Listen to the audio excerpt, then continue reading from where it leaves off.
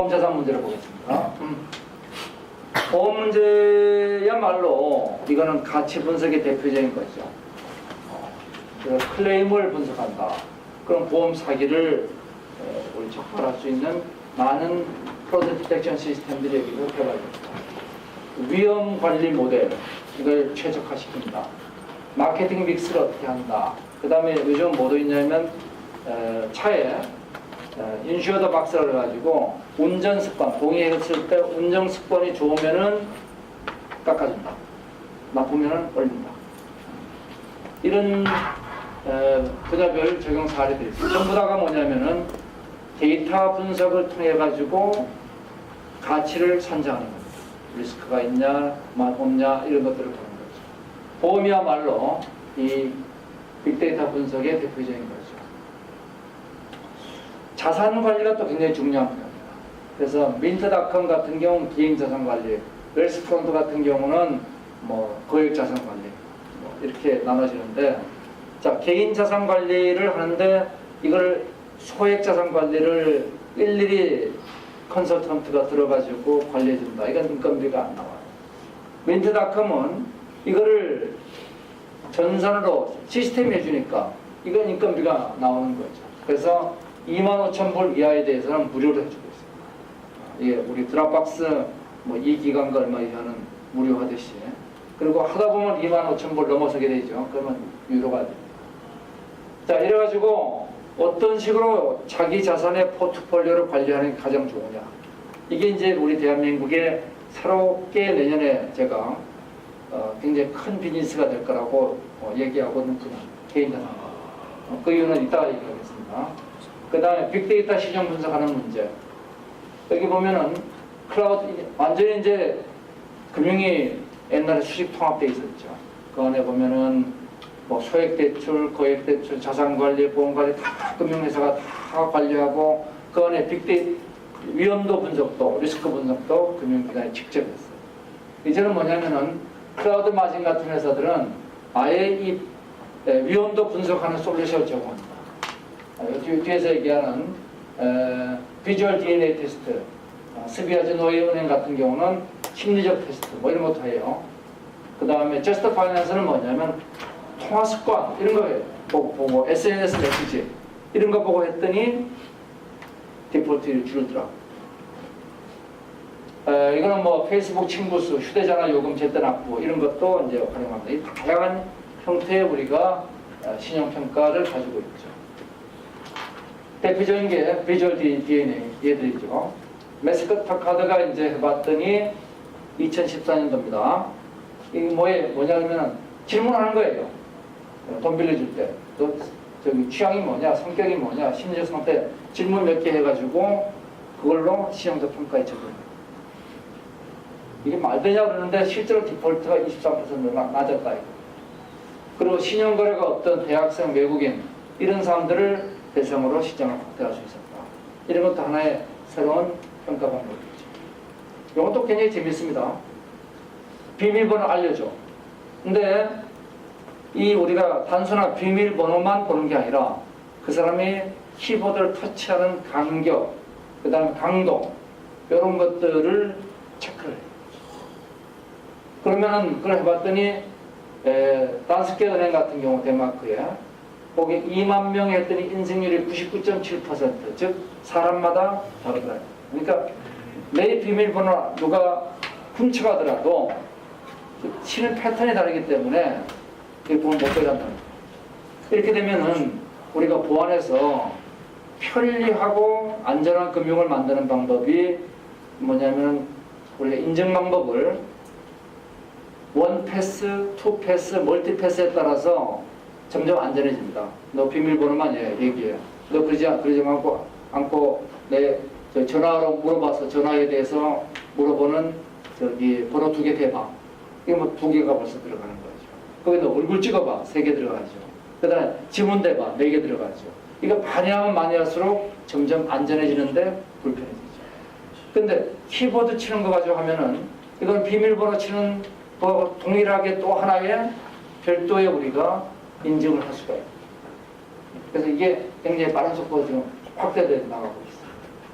이 비밀번호 유출돼도 이 입력할 패턴은 사람마다 다르다. 그래서 이제는 걸어가는 모습 가지고 보자. 그거 얼마 전에 영화도 나왔죠. 예. 자, 우리 해외 핀텍 기업들입니다. 요거 온라인 주식 관리. 예. 그래서 페이스북하고 링크드인 가지고 주식 관리 어떻게 하느냐. 어펌. 이거는 신용카드 살지 않고 자기 신용으로 살 수 있게 한다. 그 다음에 이거는 신용카드 빅데이터를 분석하고, 이건 주식관리 회사죠. 그 다음에 소액대출. 이제 이 핀텍이 추구하는 건 결국 뭐냐면은 은행이라는 거대 권력을 우리가 만들어냈죠. 기간의 미스매치, 규모의 미스매치, 가치의 미스매치. 근데 이제 그걸 어떻게 하느냐. 모바일 실시간 연결을 통해 가지고 핀텍이 2단계 진행을 하면서 크라우드 펀딩이 발전합니다. 지분 투자, 대출, 후원, 기부형으로 발전하면서 지금 대한민국의 금융시장이 이렇게 돼 있어요. 30% 금리거나 3% 금리가. 우리는 가운데 금리가 없습니다. 왜냐? 우리가 쓸 수 있는 데이터가 없어요. 그 사람의 금융기관 거래 기록만 가지고 신용평가를 하고 그것도 신용평가 기관이 평가한다 따라가야 됩니다. 무조건 따라가야 돼요. 그러니까 높다 나다밖에 없어요. 높다 나다. 1등급부터 우리가 뭐 9등급까지 있는데 실제로 3등급부터 7등급까지 시장이 없는 것 같아요. 특히 이제 보면 중금리에 해당되는 사람들이 자영업자들. 그래서 3% 금리 못 쓰니까 30% 금리 쓰러 갑니다. 그래서 자영업자들이 더 힘들어져. 자, 이 문제를 어떻게 하느냐? 가운데 있는 사람들은 우리가 빅데이터 분석만 할 수 있으면 돼요. 그래서 개개인의 최적화된 금리를 찾아내주면 돼요. 그래서 이걸 하기 위해서 한국에도 지금 8%라든지 랜디스라든지 이런 회사들이 지금 나타나고 있는 거죠. 이게 바로 P2B 금융입니다. 그럼 P2B 금융이 되면 더 좋은 점이 뭐냐?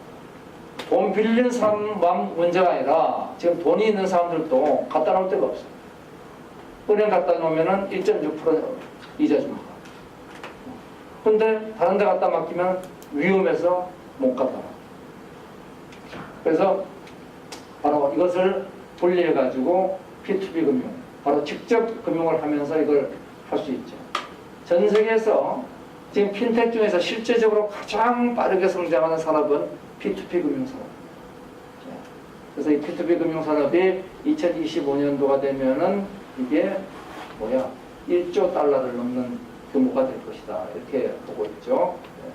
자, 영국은 지금 유럽에서 조파가 최초의 P2B 대출이 만들어지고, 미국의 랜딩 클럽 온대, 이런 회사들이 다 2009년도에 설립됩니다.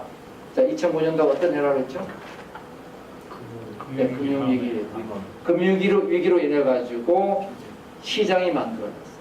그래가지고 이 P2P 금융 시장이 만들어지면서 랜딩 클럽이나 이렇게 됩니다. 그래서 이것이 뭐냐면 전통적인 파이낸셜 서비스를 완전히 해체해 나갑니다. 리테일, 트러블, 리얼 에스테이트, 페이먼트 전부 다 아마존이 유통업계를 혁신한 것처럼 P2P 금융이 파괴적 혁신을 받을 수 있습니다. 자, 온덱 같은 경우 온라인에서 10분 만에 대출 마치고 몇 분 만에 승인 받을 수 있다. 이런 것들이 과거에는 안 되는 거예요. 그렇다고 해서 이 친구들이 디폴트 레이트가 높으냐? 일반 금융보다 낮아요. 왜냐? 얘들이 수많은 소셜 데이터를 기반으로 해가지고 이걸 쓰고 있기 때문에. 그래서 랜딩 클럽, 온덱 둘 다 작년에 상장했죠. 예. 프로스퍼. 이게 2006년부터 했던 조파 세계 최초의 P2P 금융. 한국도 우리가 프로스퍼보다 우리가 프로스퍼 같은 해 시작했죠. 한국의 오퍼툰이. 요거는 이제 키바, 아프리카의 P2B 금융이고, 요건 킥스타터 아시는 것처럼 크라우드 펀딩이죠. 자, 국내에서도 보면은 핀텍 기업들이 있습니다. 개인 소액 대출 해주는 회사. 여기 가장 먼저 만들어진 오퍼툰이라는 한국의 크라우드 펀딩입니다. 요거 8% 아시죠? 여자 선생 이름이 뭐더라? 그래서 이 8%에서 해주는데 이 친구들의 평균 대출 금리가 한 10% 됩니다. 말은 8%지만 여튼 그래도 한국에 없는 중금리 시장을 만들어내는 거죠. 중금리 시장을. 오픈 트레이드 이것도 클라우드 펀딩 하는 회사죠. 그래서 이제 이게 점점 투자에서 이제 클라우드 펀딩이 적용되면서 러시모어에서 평균 투자 금액이 1,000, 1억 2천. 그다음 한국도 오너플믹스 같은 회사가 여기서 2억을 조달을 했죠. 그래서 클라우드 펀딩이 P2P 금융은 보통 대출형 클라우드 펀딩, 그다음 기부형 클라우드 펀딩, 투자형 클라우드 펀딩 이런 것들이 지금 확산되고 있습니다. 자, 핀테크의 종착지는 어디냐? 인터넷은 모든 게 합쳐지죠. 우리는 보면은 비대면 있고 유점포가 있어요. 점포가 있고 없고, 그 다음에 얼굴을 보고 안 보고. 그래서 온라인 은행은 점포도 없고 얼굴도 안 봐요. 우리가 오프라인 은행은, 기존 은행은 얼굴도 보고 점포도 있는 거죠. 점포가 있고 없고가 이게 과거에는 강점이었는데 이제는 점포 많은 은행은 비용만 많이 듭니다. 그 다음에 대면 비대면, 이제 한국도 비대면 계좌를 허용하기 시작했죠. 그래서 이 두 개 은행의 경쟁이라는 게 결국 어떻게 될 것이냐. 해외 온라인 은행을 놓고 보더라도 굉장히 빠른 속도로 온라인 은행이 커지고 있습니다. 여기에 뱅크 오브 인터넷 USA, 심플이라는 거, 뭐 독일의 피도르 은행, 요거는 보면 페이스북에 연동해가지고 많이 알려주면 또 돈 깎아주고 그래요. 자, 이런 여러 은행들이 있는데 한국도 이제 인터넷은행을 다음 카카오, KT 뭐 이런 친구들이 하겠다고 나서고 있죠. 궁극적으로 인터넷 은행하고 기존 은행하고 경쟁에서 누가 이길 것이냐. 아까 말씀드린 대로 소액 실시간 금융은 일단 인터넷 은행이 장악합니다. 그 다음에 대면 비실시간 거래는 기존 은행이 장악할 거예요. 그렇지만 점점 인터넷 은행의 영역이 커지게 되어 있습니다. IT 기술을 보면은 우리가 빅데이터로부터 제가 O2에서 얘기한 것처럼 데이터 수집하고 저장하고 분석해서 맞춤을 해가지고 우리가 수많은 핀텍에 필요한 기술들을 끄집어낼 수 있어요. 이거 가지고 보안 문제도 볼 수 있고, 그 다음에 신용 등급도 평가할 수 있고, 미래 가치도 볼 수 있고, 여기에 이제 많은 비즈니스 기회가 있는 거죠. 그래서 이 빅데이터를 기반으로 수많은 비즈니스들이 만들어지고 있습니다. 결국 뭐냐면은 미래 가치를 남들보다 잘 예측하면 돈 버는 겁니다. 네. 저 회사 잘 될 것 같아요. 네. 평균 투자 수익률이 한 15% 나올 것 같아요. 그러면 그 회사 투자하면 버는 거예요. 10% 이하로 투자하면. 이 기술이 적용되는 가장 대표적인 게 FDS입니다. 그래서 프로드 디텍션 시스템. 그래서 주부 고객이 룸사롱에서 이거는 그래서 이게 신용 판매, 해외 거래, 금융 거래, 깡카, 카드깡, 온라인 거래 전부 다를 이제 분석을 하고 있습니다. 하고 있죠. 그래서 이제 프로드 디텍션 시스템의 카드의 경우, 은행의 경우, 피지사의 경우 자 이렇게 하고 있습니다. 궁극적으로 이제 우리가 뭐가 필요하냐면 비정형 데이터가 필요해요. 미국의 회사의 경우는 뭐 페이스북 같은데 비정형 데이터를 갖다 쓸 수 있어요. 단 본인의 동의. 한국은 본인이 동의해도 못 갖다 씁니다. 그래서 이 소셜 데이터를 쓸 수 있다 없다가 굉장히 중요합니다. 연결 플랫폼을 통해서 만들고 그래서 이래서 만들어진 사례가 2004년도에 알리페이가 직위결제를 시작했더니 뭐가 만들어졌느냐 빅데이터가 만들어졌어요. 그걸 가지고 알리바바 파이낸셜을 통해서 대출을 해봤더니 실시간 대출을 하고도 기존 중국은행보다 디폴트가 반밖에 안 돼요. 그래서 돈 벌었죠. 그 다음에 알리페이를 위해 가지고 돈을 쌓아놓고 있는 걸 돈 쌓아놓고선 이자 더 줄게. 이래가지고 투자를 요 알리바바 파이낸셜하고 연계한 거예요. 알리바바 파이낸셜에 빌려주는 금리보다 조금 낮게 이자를 주기로 했습니다. 그러니까 서로 돈이 맞아 들어가는 거죠. 그러니까 당연히 그 데이터 가지고 이제 보험회사 만들고 인터넷은행 만들고 다 하는 겁니다. 이게 바로 알리바바가 커간 길이에요. 한국은 뱅크샐러드가 우리 사람들의 카드 사용 실적을 분석해가지고 너한테 제일 맞는 카드가 뭐냐. 한국이 전 세계에서 신용카드가 제일 많습니다. 종류가 제일 많아요. 뭔가 잘못된 겁니다. 일단 비트코인 문제를 보면은 비트코인은 이게 참 재밌는 게 이 세상에 필요한 거는 보안이 필요하지만 보안이 필요하지만 동시에 공유가 필요해요. 그래서 이 두 가지를 동시에 해결하는 게 참 어렵다고 봤습니다. 근데 비트코인은 이걸 동시에 해결한 거예요. 누구나 볼 수 있게 해주겠다. 이 공유를 했어요. 누구나 볼 수 있게 해주겠다. 그런데 그 돈은 소유자는 그 열쇠를 가진 사람만 소유하는 거예요.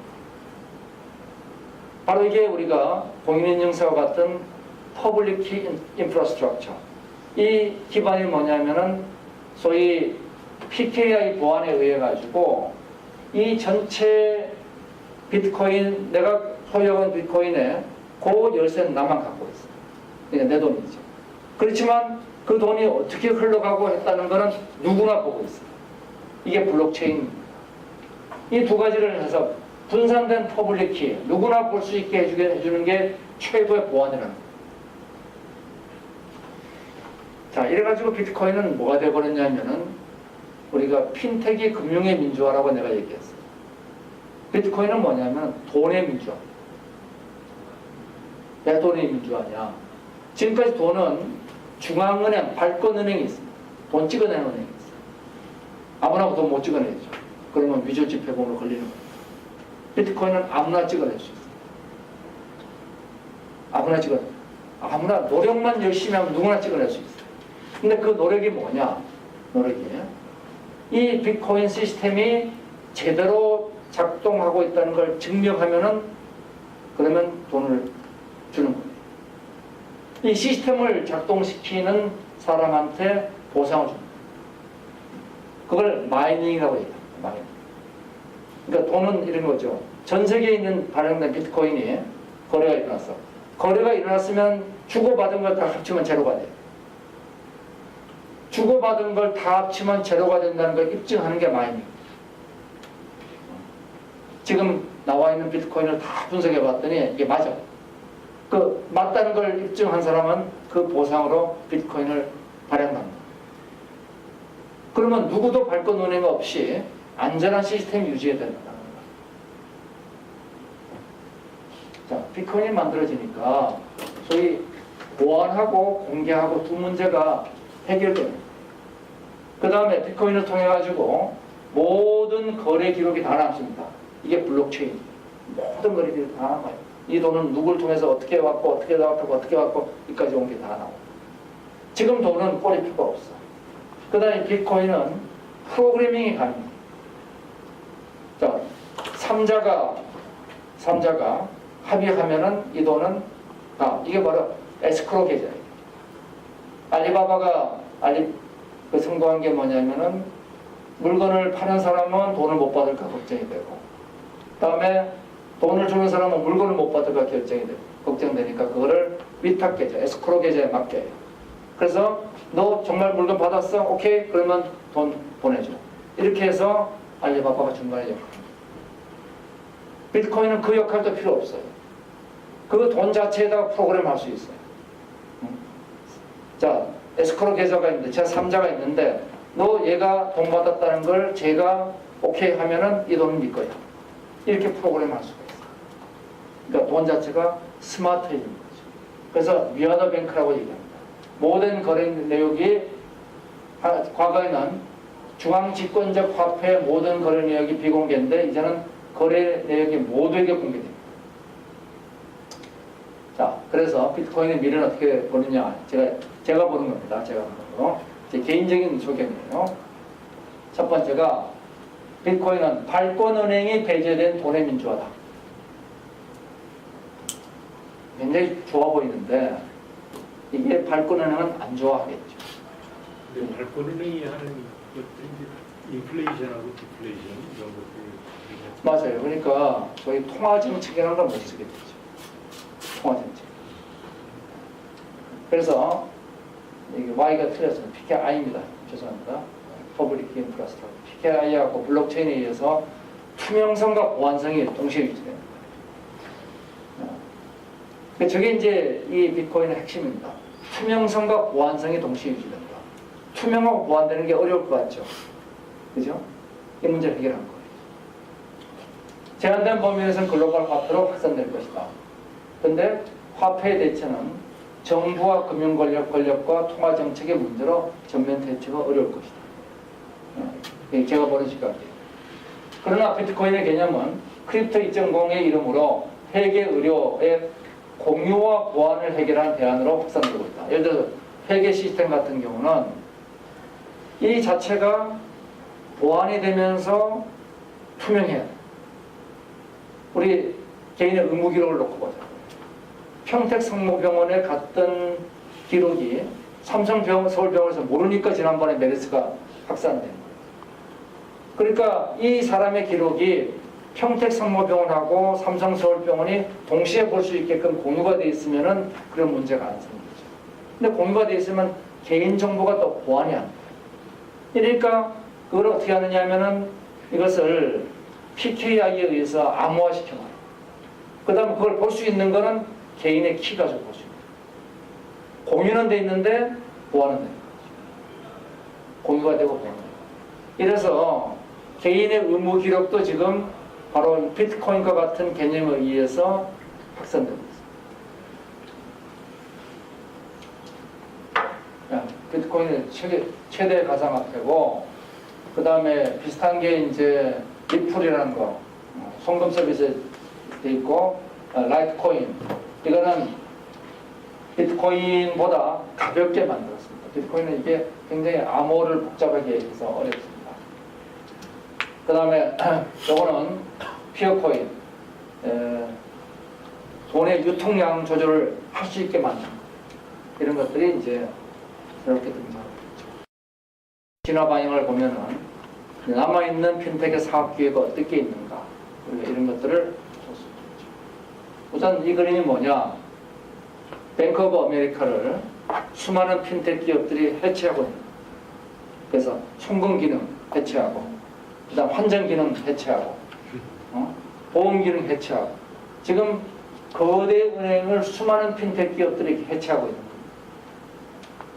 그래서 기존 금융은 점진적 혁신할 거고, 신금융은 Y적 혁신할 것이다. 그래서 어떻게 보느냐면은 롱테일 쪽은 신금융 쪽에 주로 역할하고, 이 오프라인 쪽은 점진적 혁신을 하게 될 것이다. 이렇게 보고 있는 거죠. 그래서 뱅크하고 핀텍이 죽도록 싸울 것이다. 이게 한 가지 모델입니다. 그래서 죽도록 싸우는 모델이 분야가 있어요. 예를 들어 특히 은행 가정. 이건 서로가 누가 사느냐 하는 건데, 이 싸움은 결국 온라인 은행이 이깁니다. 또 한편에는 이런데 우리가 벤모라는 서비스, 이 페이스북을 매개로 하는 송금 서비스. 이거는 뭐냐면은 웰스파고라는 최대 상업은행이 지금 뒷받침하고 있어요. 그러니까 협력 모델이 있습니다. 크게 봐서는 우리가 투바이투 매트리스로 볼 수 있죠. 소액, 고액. 고액은 오프라인의 영역으로 볼 수 있고, 소액은 롱테일로 볼 수 있습니다. 여기 연결과 빅데이터가 있어요. 그래서 지금은 결제 성공 환전을 거쳐서 P2P 랜딩까지 거쳐서 이제는 자산 관리, 소위 같이 온라인 은행 이쪽으로 진화하고 있는. 그러면은 미래 산업에 우리 한국에서 비즈니스 기회가 제일 큰 건 뭘까? 제가 제일 큰 비즈니스는 이걸 봤어요. 비정상이 정상화입니다. IT 예산 중에서 한국은 보안 투입이 9.2%, 영국 50%, 미국 40%. 그 이유가 뭐냐? 한국은 우리 금융감독원이 갖고 있는 금융 규준만 지키면, 그러면은 금융사고가 나도 지금까지 금융회사들이 면책이 됐어요. 금융정보 유출, 그걸로 어마어마한 배상금 안 물었습니다. 그러니까 한국에서는 금융기업들이 보안 투자를 많이 할 이유가 없어요.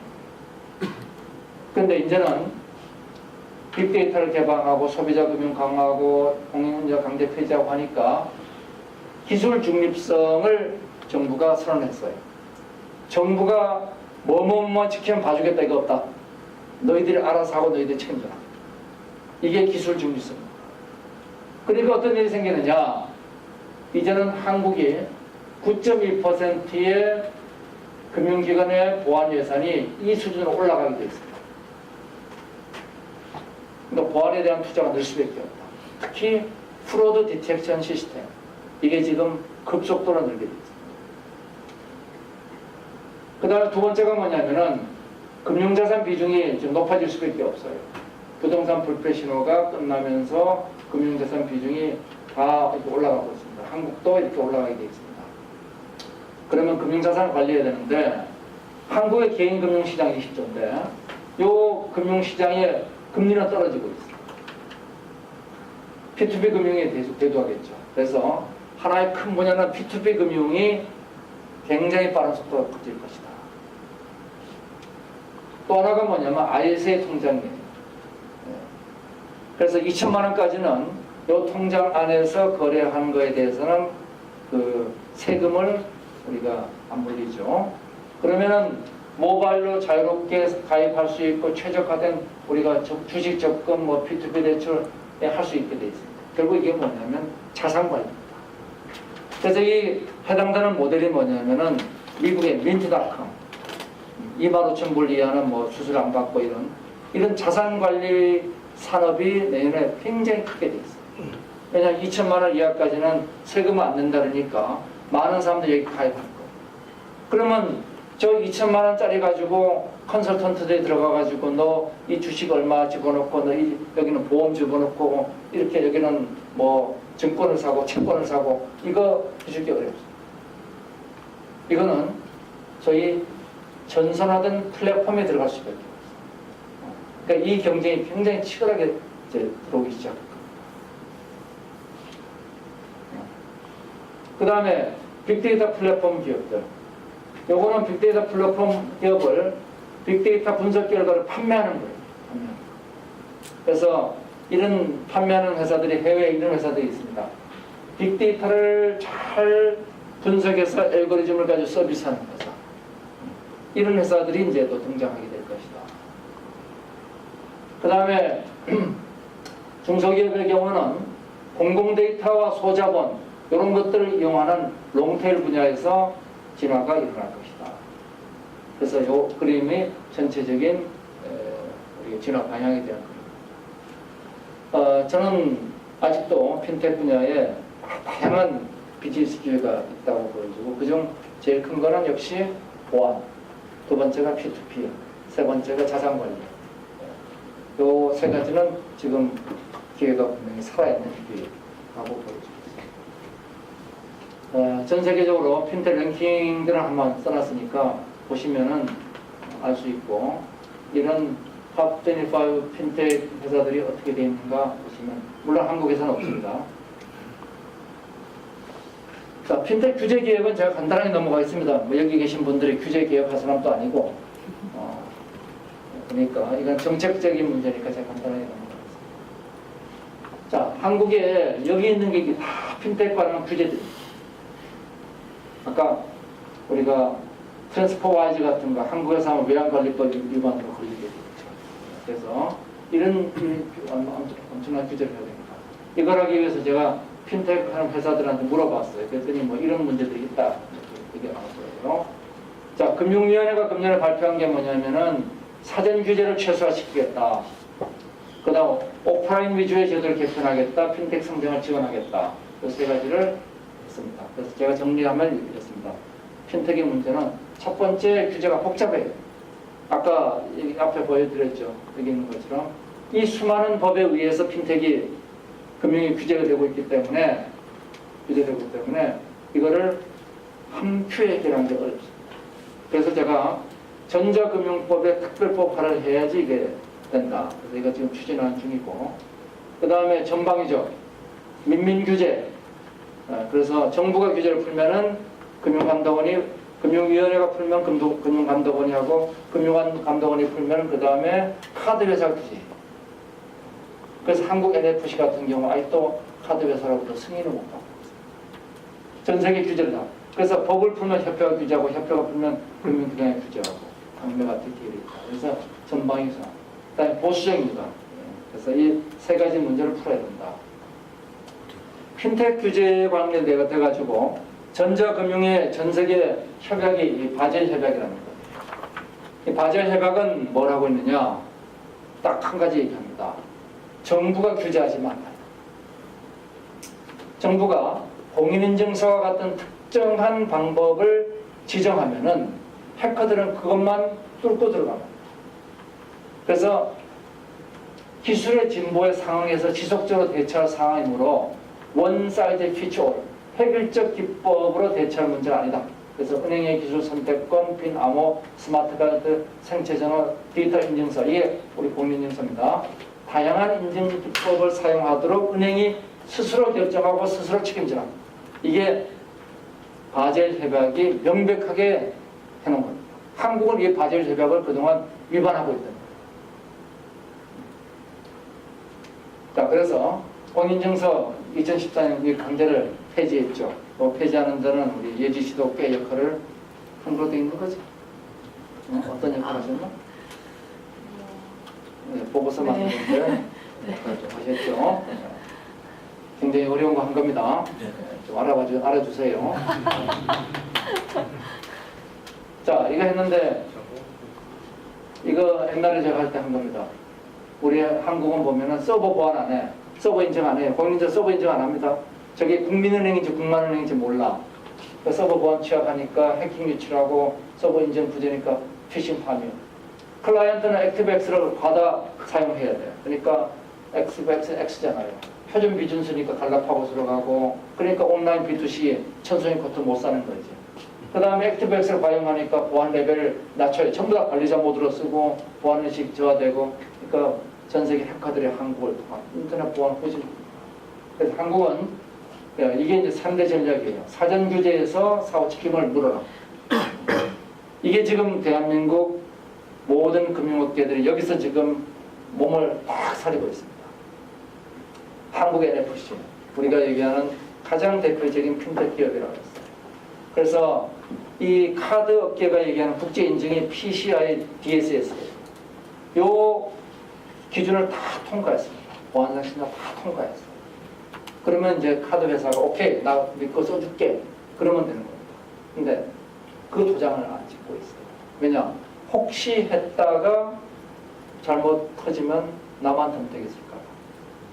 네, 안 하고 있어요. 그러니까 이 문제를 돌파하려면 어떻게 되느냐? 온라인 카드 회사가 하나 등장해가지고 이 한국 NFC 같은 회사하고 딱 손을 잡아야 합니다.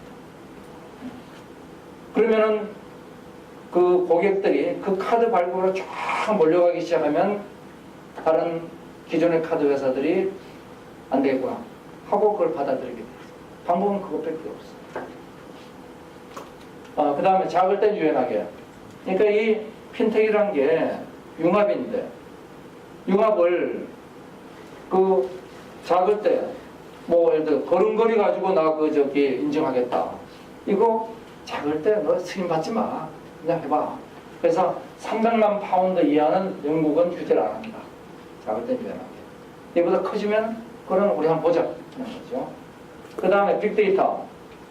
그 우리가 피도로nem부터 시작해서 많은 뭐 온덱 이런 핀텍 기업들은 SNS에 있는 데이터를 소셜 데이터를 써가지고 자기들 빅데이터 분석을 해요. 우리는 그것을 개인정보 보호로 막습니다. 그래서 본인 동의 조건으로 그거를 쓸 수 있게 해줘요. 이게 정보 개방과 보호의 균형입니다. 본인 내 정보를 내가 쓰라고 하는데도 불구하고 못 쓰게 하는 거 이거는 핀텍 산업이 클 수가 없어요. 데이터를 쓸 수가 없잖아요. P2P 금융회사들이 뭔가 그 사람에 대한 분석하려면 그 사람 데이터를 쓸 수가 있어야지 분석을 하죠. 자, 이게 기본적인 세 가지입니다. 그래서 법과 규제를 정리하면 이렇게 됐고 나머지 이제 빨리 가겠습니다. 외환 성공 관련 규제 이거 다 고쳐야 됩니다. 데이터 공개에 대한 규제 다 고쳐야 되고 크라우드 펀딩 규제 이렇게 고쳐야 되고, 예. 자, 필통 발전 전략은 그래서 핀텍의 투자의 70%는 미국이 하지만 시장의 70%는 중국이 한다. 그래서 빅데이터 문제를 하고 연결 플랫폼, 빅데이터 플랫폼, 그리고 주체별 해야 될 일, 마지막으로 전체 핀텍 벤처의 활성화 방안 이렇게 정리했는데 뒷부분은 뭐 열심히 안 보셔도 됩니다. 앞부분 핀텍 산업이 어떻게 돼 있다 하는 거 보시고 여기에 나의 기회가 어떻게 있는가 이런 거 보시면 자 핀텍의 여기까지 마치고 다음 주는 우리가 수업 없죠? 네, 없고 제가 오늘 물어봤더니 중간고사는 카이스트는 꼭 정해진 기간에 하던데 공부 때는 하고 싶은 대로 하라고 하더라고요. 안 하는 경우도 있습니다. 네, 하고 싶은 대로 하라고. 안 하는 경우도 있고. 그래서 10월 19일까지 중간 보고서를 하시면 됩니다.